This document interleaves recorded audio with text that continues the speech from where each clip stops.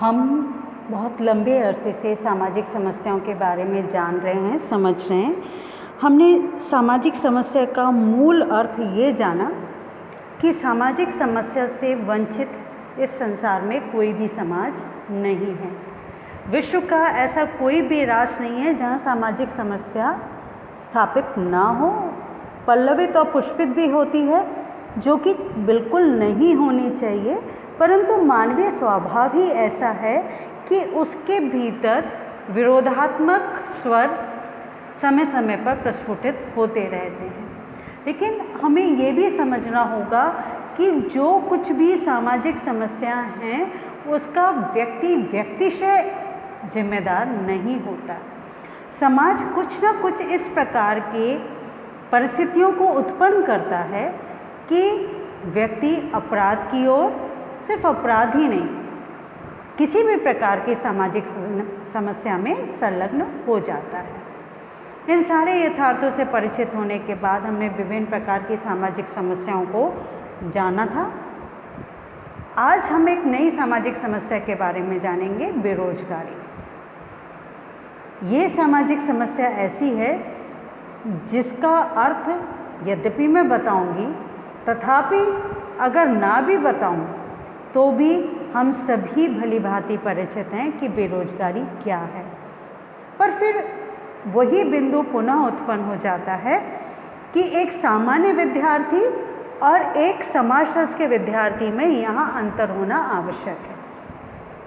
मैंने जैसा कि बहुत पूर्व जब आपकी ये कक्षाएं लेना आरंभ किया था, तब मैंने इस विषय पर आपसे बातचीत की थी और आपको ये बताया था कि इस पेपर के साथ दुर्भाग्य ये जुड़ा हुआ है। किस पेपर के साथ? समकालीन सामाजिक समस्या, जो कि आपका सेकेंड ईयर का सेकेंड पेपर प्रिस्क्राइब्ड है, उसके साथ दुर्भाग्य ये जुड़ा हुआ है कि हम इस पेपर को लेके सदैव ही ओवर कॉन्फिडेंट रहते हैं।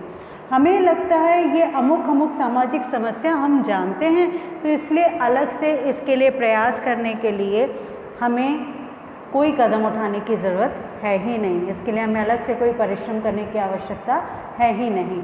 इस प्रकार के जो हमारे सोचने की व्यवस्था है, हमारी सोचने की जो प्रणाली है, वो हमें बहुत नुकसान पहुंचाती है। जैसे बेरोज़गारी का ही उदाहरण देती हूँ कि जैसे ही मैं बेरोज़गारी की बात करूँगी तो आपको लगेगा मैडम को ये समझाने की आवश्यकता है ही नहीं, इस विषय पर इतना गंभीर चिंतन मनन करने की कहाँ आवश्यकता है। बेरोज़गारी का मतलब ये हुआ कि रोज़गार नहीं मिलना। तो क्या वाकई यही बेरोज़गारी है, या बेरोज़गारी के कुछ और भी स्वरूप और प्रारूप हैं, कुछ और भी प्रकार हैं? ऐसी कौन सी बात हमसे छूट जाती है जिसको पढ़ना हमारे लिए आवश्यक है? और यहाँ आम विद्यार्थी से तात्पर्य कदापि उसकी बुद्धिजीविता, उसके IQ या इस प्रकार की किसी भी बात का या संदर्भ को रखकर नहीं किया जा रहा। आम विद्यार्थी वो जिसका समाज का दृष्टिकोण देखने का एक वो स्वरूप होता है, एक वो दृष्टिकोण होता है, एक वो परिप्रेक्ष्य होता है जो कि एक समाजशास्त्र के विद्यार्थी का नहीं होता। ठीक है, तो चलिए आज हम पढ़ते हैं बेरोजगारी की समस्या। आज ही नहीं, आने वाले कुछ कक्षाओं तक, जब तक हमारा ये टॉपिक कंप्लीट नहीं हो जाता। हाँ सॉरी, इस पूरी जब हम पूरी जो बेरोज़गारी की अवधारणा को जब हम पढ़ेंगे, मेरा आपसे निवेदन है कि आप मुझे ज़रूर बताइएगा, आपने व्हाट्सएप ग्रुप पे मैसेज करके, और चाहें तो फ़ोन करके भी आप बता सकते हैं कि जो मैंने संशय मेरे मन में है कि हम लोग सिर्फ बेरोज़गारी का मतलब रोज़गार ना मिलना तक समझ रहे थे, क्या उससे अलग भी जो हमने बातचीत की है उससे आप परिचित थे या नहीं थे? अगर आपने ईमानदारी से इस चीज़ को बताया तो मुझे बहुत प्रसन्नता होगी। और चलिए अब हम बढ़ते हैं। अब बेरोज़गारी की समस्या, तो जैसे कि हमने हर समस्या से पूर्व उस समस्या की अवधारणा, उसकी परिभाषा और उसके अर्थ को जानने की चेष्टा की, तो पहले हम जानते हैं बेरोज़गारी क्या है। बेरोज़गारी रोज़गार का विपरीत शब्द है, ये तो हमें पता है। वे सभी व्यक्ति जो किन्हीं कार्यों अथवा व्यवसाय में लगे होते हैं और जिससे उन्हें अर्थ संबंधी सुविधाएं उपलब्ध होती हैं, उन्हें रोजगार में लगे हुए व्यक्ति कहते हैं। अर्थ संबंधी सुविधाओं का तात्पर्य क्या हुआ? जब आप रोजगार में होगे या किसी व्यवसाय में होगे तो स्वाभाविक तौर से आप अर्थ अर्जन करोगे। अर्थ अर्जन करना अर्थात धन कमाना, और जब धन कमा सकोगे आप तो आप अपने जीवन की सुख सुविधाओं के सामान या आवश्यकता या संसाधनों का उपयोग भी कर सकोगे। किस प्रकार से उपयोग कर सकोगे? जो आपने अर्थ अर्जन किया है उससे उपार्जित धन को आप वो जो आपकी सुविधाएं हैं उस पर आप व्यय कर सकोगे, खर्च कर सकोगे। परंतु कुछ व्यक्ति ऐसे भी होते हैं जो स्वस्थ होते हैं, कार्य करने की इच्छा भी रखते हैं, परंतु उन्हें काम नहीं मिलता। तो जिनको काम नहीं मिलता ऐसे व्यक्तियों को बेरोजगार या बेकार कहा जाता है। बहुत से व्यक्ति ऐसे भी होते हैं जो स्वस्थ होते हैं परंतु कार्य करने की इच्छा नहीं रखते, परंतु बहुत सारे व्यक्ति ऐसे भी होते हैं जो कार्य करने की अकांठ इच्छा रखते हुए भी उस प्रकार का रोजगार नहीं पा पाते। पाते हैं रोजगार, लेकिन वैसा रोजगार नहीं पा पाते जितना कि उनकी क्वालिफिकेशन है, जितनी की उनकी काबिलियत है। तो ये बात हमें समझनी पड़ेगी कि ऐसे व्यक्ति को बेकार नहीं कहा जा सकता। रोजगार विहीन है वो, लेकिन बेकार नहीं है। तो अर्थात साधारण अर्थों में रोजगार का अभाव भी बेरोजगारी है। फेयरचाइल्ड ने, फेयरचाइल्ड कौन है? सामाजिक वैज्ञानिक है। तो फेयरचाइल्ड ने बेरोजगारी को परिभाषित करते हुए उसका अर्थ स्पष्ट करते हुए कहा था कि बेरोजगारी मजदूरी करने वाले सामान्य वर्ग के एक सदस्य का सामान्य समय में सामान्य चेतन पर और सामान्य करने वाली दशाओं में वेतन मिलने वाले काम से अनिच्छापूर्वक या जबरदस्ती अलग कर देना है। इसका तात्पर्य क्या हुआ कि सामान्य परिस्थितियां हैं, सामान्य काम करना है, सामान्य वेतन की आकांक्षा है, लेकिन उस वेतन वाले कार्य से किसी व्यक्ति को दूर कर देना या ज़बरदस्ती उससे अलग कर देना ही बेरोजगारी है। आई होप कि आपको मेरी बात समझ में आई होगी। मैं फिर रिपीट करती हूँ और इस रिक्वेस्ट के साथ, जैसे कि मैंने आपसे पूर्व में भी कहा था कि समाजशास्त्र में अच्छे अंक लाने का एक मार्ग ये भी है कि आप परिश्रम तो कर ही रहे हैं, परंतु जब हम किसी सामाजिक समस्या को पढ़ रहे हैं या किसी भी अवधारणा को पढ़ रहे हैं या तथ्यात्मक किसी भी अवधारणा के संबंध में हम चर्चा कर रहे हैं और उसकी परिभाषा के बारे में हम कुछ किंचित हमारा प्रयास ये रहता है कि हम उसके बारे में कुछ पंक्तियाँ लिखने की चेष्टा कर रहे हैं, तो अगर उस समय हम किसी सामाजिक वैज्ञानिक का जिन्होंने उस पर्टिकुलर जो टॉपिक है, पर्टिकुलर जो कॉन्सेप्ट है, उसके संबंध में अगर कोई परिभाषा दी है तो उसका अगर हम प्रयोग करते हैं तो हमारे अच्छे अंक प्राप्त करने की संभावना बढ़ जाती है। परंतु इसके साथ एक आवश्यक चीज़ और जुड़ी हुई है कि वो परिभाषा आप मनमानी नहीं लिखेंगे कि मैंने अधिकतर देखा है कि बच्चे क्या करते हैं कि किसी सामाजिक वैज्ञानिक का नाम तो लिख दिया, लेकिन उसके साथ इन्वर्टेड कॉमास लगा के अपनी मनचाही परिभाषा लिख दी। ऐसा बिल्कुल ना करें। अगर ऐसा करते हैं तो ये एक अच्छा प्रभाव नहीं देता एग्जामिनर के मन में। बनस्पत अगर आपको किसी सामाजिक वैज्ञानिक की परिभाषा याद नहीं है तो उसे छोड़ दीजिए, मतलब सामाजिक वैज्ञानिक का नाम उसमें मेंशन मत कीजिए। परिभाषा तो जितनी आप समझ चुके हैं, अर्थ जो आप समझ चुके हैं, अपने शब्दों में लिख लीजिए। परंतु अगर आप किसी सामाजिक वैज्ञानिक का नाम लेते हैं तो इन्वर्टेड कॉमास का अगर आप प्रयोग करते हैं तो जो परिभाषा exactly verbatim word to word उसने जो दी है सामाजिक वैज्ञानिक ने, उसी परिभाषा का आप उसी शब्दों का प्रयोग करें। जैसे फेयरचाइल्ड ने जब कहा कि बेरोजगारी मजदूरी करने वाले अर्थात श्रम करने वाले, है ना, सामान्य वर्ग के एक सदस्य का सामान्य समय में सामान्य वेतन पर और सामान्य काम करने वाली दशाओं में वेतन मिलने वाले काम से अनिच्छापूर्वक या ज़बरदस्ती अलग कर देना है। ठीक है, आई होप कि आपको समझ में आ गया होगा कि एक नॉर्मल कंडीशन में एक सामान्य वेतन जितना किसी काम के एवज में मिलना चाहिए और सामान्य वर्ग के सदस्य को उस काम से अलग कर देना। अब कार्ल प्रीब्रम के अनुसार बेरोजगारी श्रम बाजार की वह दशा है जिसमें श्रम शक्ति की पूर्ति उपलब्ध मांगों से अधिक है। क्या है? उपलब्ध मांगों से अधिक है। इसी भांति डी मैलो के अनुसार बेकार व्यक्ति उसे कहा जाता है जो अपनी इच्छा होते हुए भी पारिश्रमिक कार्य करने की स्थिति में नहीं है।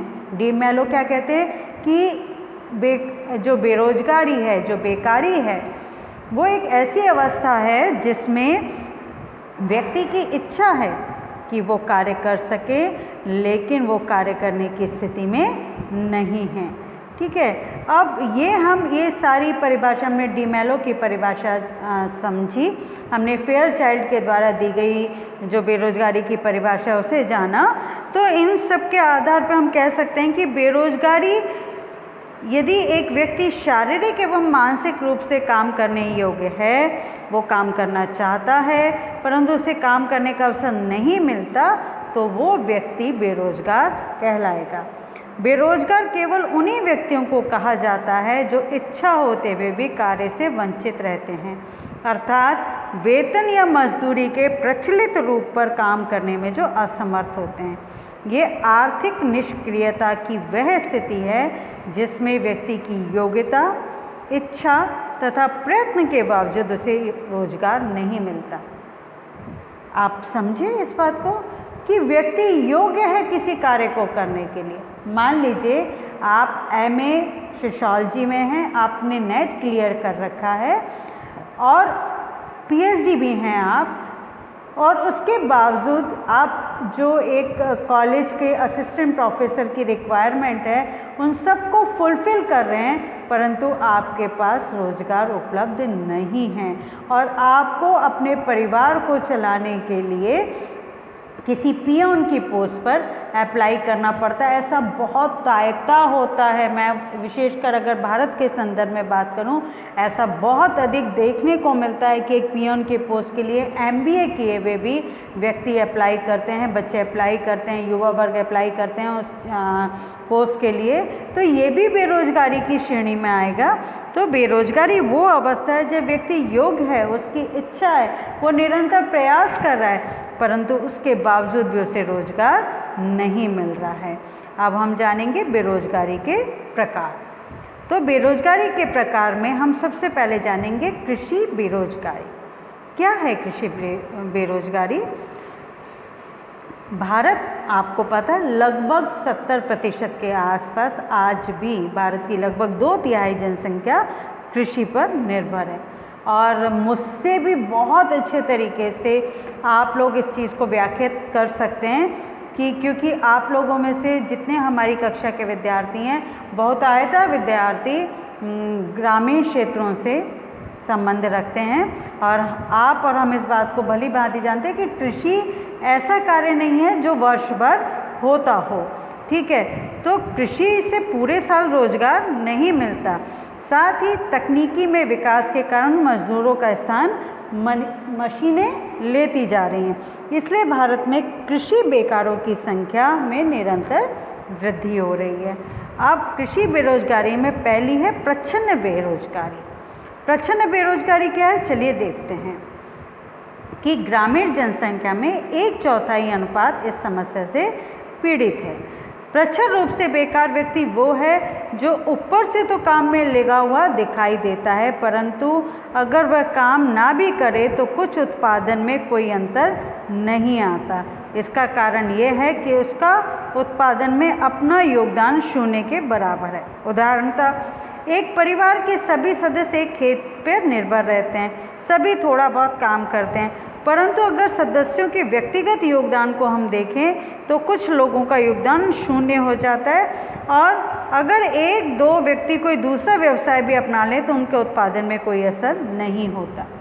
अब इस बात को समझें कि देखिए, एक परिवार में 4 बच्चे हैं, माता पिता हैं, छोटे सा उनके पास खेती की ज़मीन है। अब क्योंकि कोई और रोज़गार उपलब्ध नहीं है तो माता पिता ने अपने सारे बच्चों को उस छोटे से खेत में काम करने के लिए लगा लिया है, आवश्यकता न होने पर भी। क्योंकि अगर उसमें से 1 या 2 बच्चे भी उस काम को छोड़ देते हैं तो बहुत सहजता से वो दूसरा काम भी हो जाएगा। ठीक है।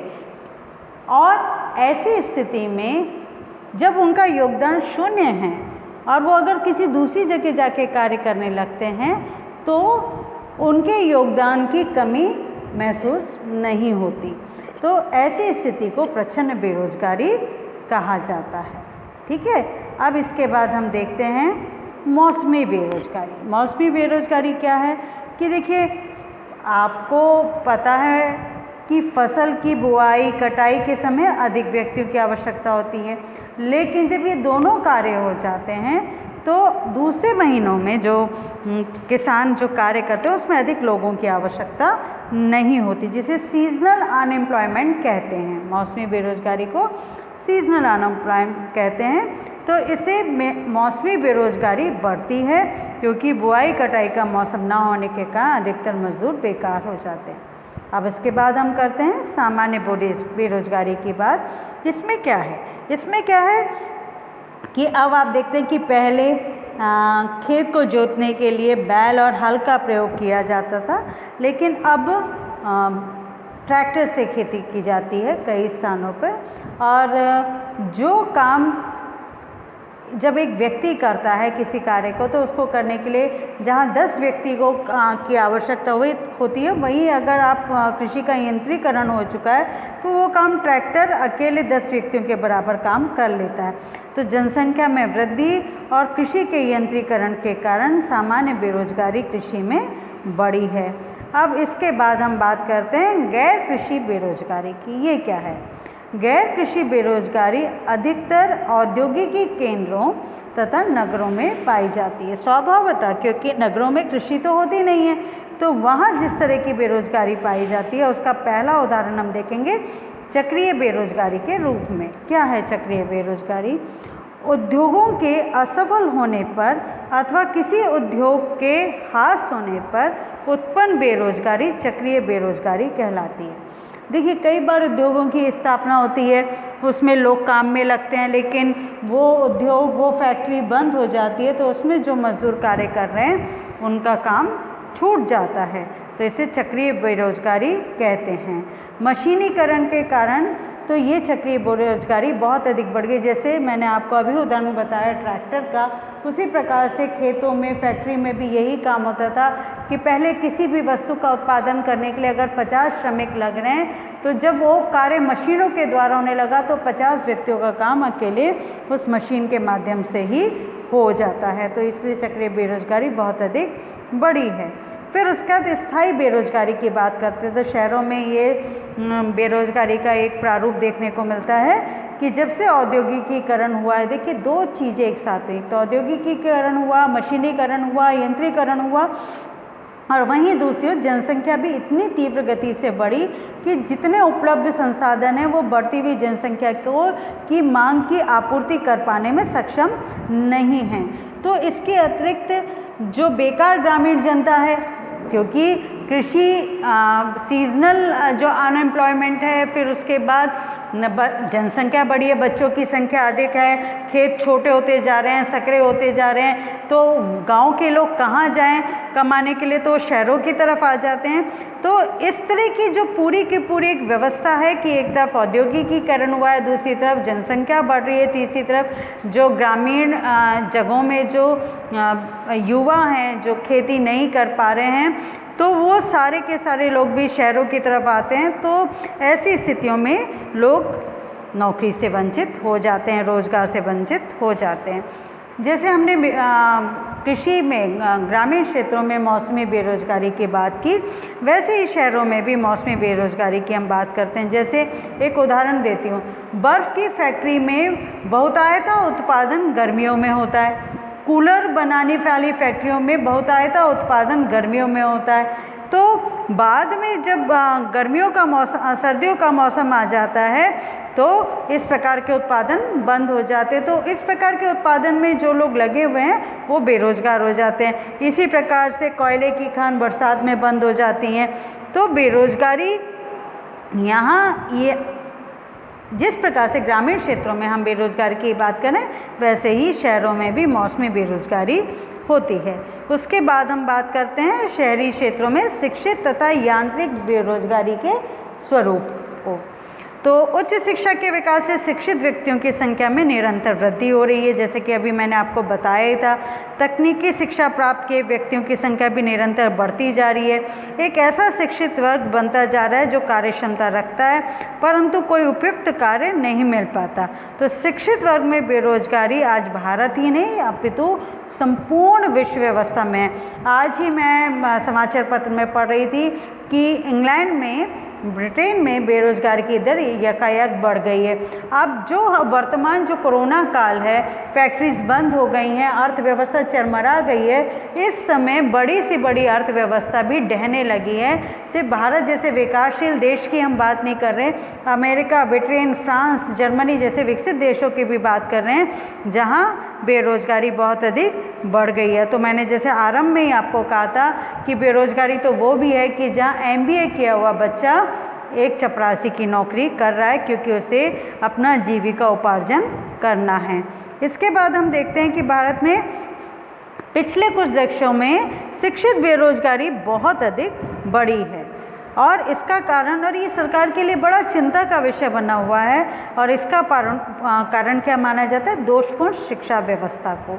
जहाँ किताबी शिक्षा से निरंतर ऐसे युवाओं की संख्या बढ़ती जा रही है जो डिग्री पे डिग्री तो ले लेते हैं, लेकिन वो स्वयं इतने काबिल नहीं हो पाते कि वो एक रोजगार के साथ अपनी परफेक्शन के साथ जुड़ सकें। और इस संबंध में एक स्टडी आई थी पिछले वर्ष कि जो इंजीनियरिंग करे हुए छात्र हैं, वो जब इंटरव्यू देने जाते हैं तो वो अपने फील्ड की नॉलेज ही नहीं रखते, इसलिए बहुतायता ऐसे इंजीनियर्स की संख्या बढ़ती जा रही है जिन्होंने डिग्री तो हासिल कर ली है, लेकिन उन्हें अपनी सब्जेक्ट के बारे में भी जानकारी नहीं है।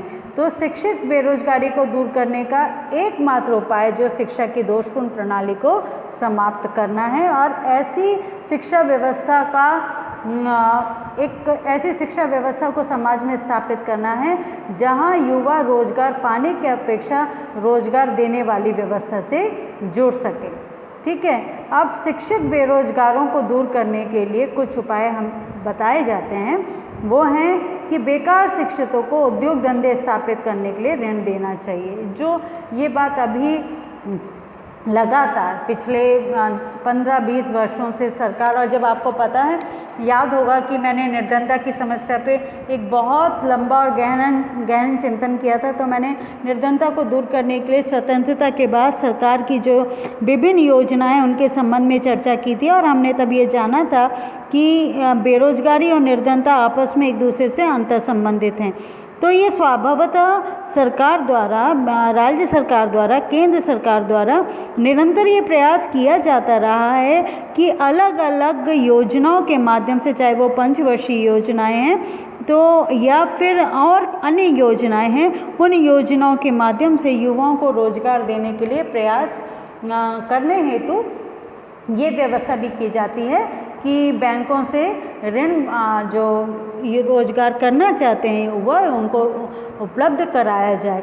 और ये भी महसूस किया जाता है, और विभिन्न सामाजिक वैज्ञानिकों, बुद्धिजीवी वर्ग और नीति निर्माताओं के द्वारा ये निरंतर सरकार को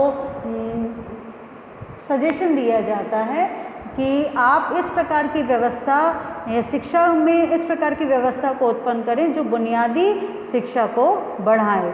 और साथ में तीव्रता से आर्थिक विकास की आवश्यकता है, लेकिन कई बार प्राकृतिक आपदाएं, विपदाएं उन जो सरकारी स्तर पे प्रयास होते हैं उनको भी बाधित कर देती हैं।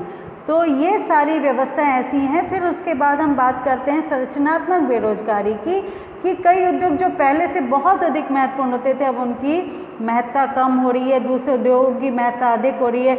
जैसे सूती कपड़े के उद्योगों में मंदी आई है, कृत्रिम रेशम उद्योगों का विकास हुआ है।